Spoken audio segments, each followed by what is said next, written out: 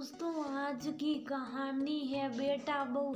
मेरा यहाँ रहना तुम्हें पसंद नहीं तो मुझे यहाँ लेके ही क्यों आए।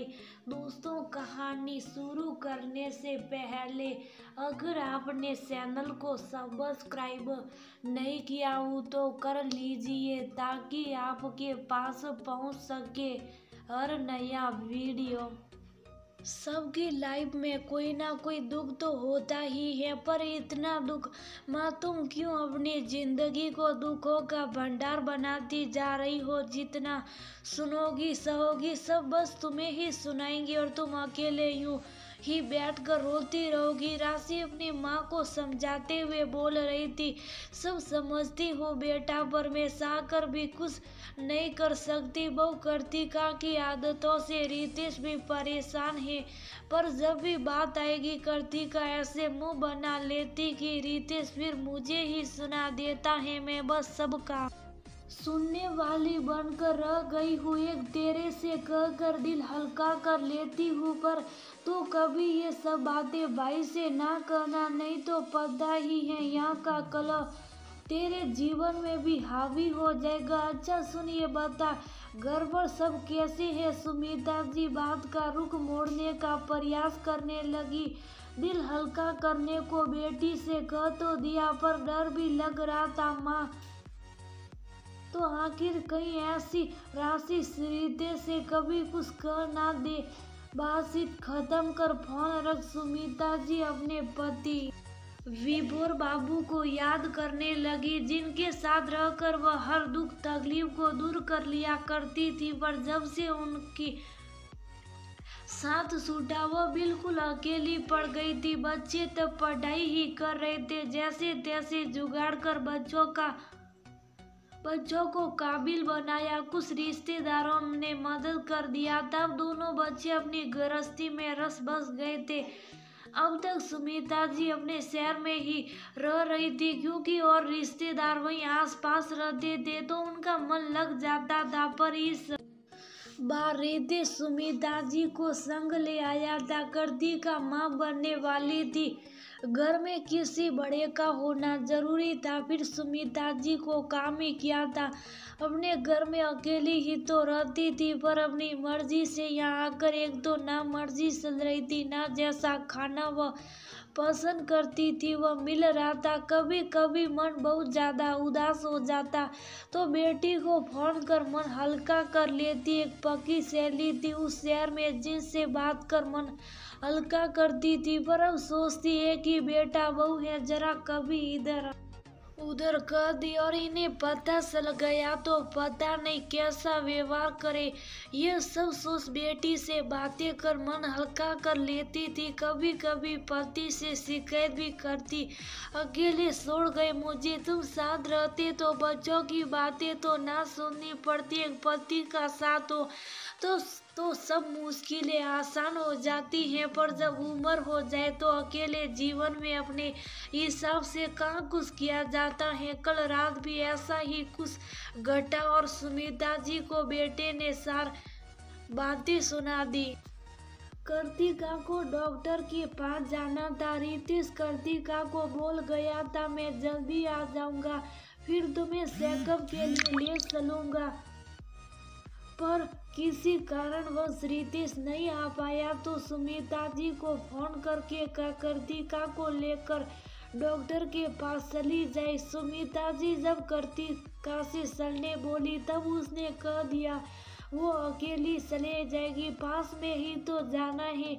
सुमिता जी ने एक दो बार कहा भी मैं चलती हूँ, पर कार्तिका उन्हें साथ ले जाने को तैयार नहीं हो रही थी। थक कर सुमिता जी कार्तिका को अकेले चले जाने दी। कार्तिका को गए बहुत देर हो चुका था। इस बीच रितेश भी घर आ गया। सुमिता जी को घर पर देख कार्तिका के बारे में पूछने लगा, डॉक्टर ने क्या कहा ये सब। तब सुमिता जी ने कहा कार्तिका तो अकेले चली गई, मैं बहुत बार बोली पर वह साथ ले जाने को मना कर रही थी, मैं क्या करती। इतने में कार्तिका घर आ गई। रितेश ने उसे देखते पूछा, माँ के साथ क्यों नहीं गई, अकेले जाने की क्या जरूरत थी।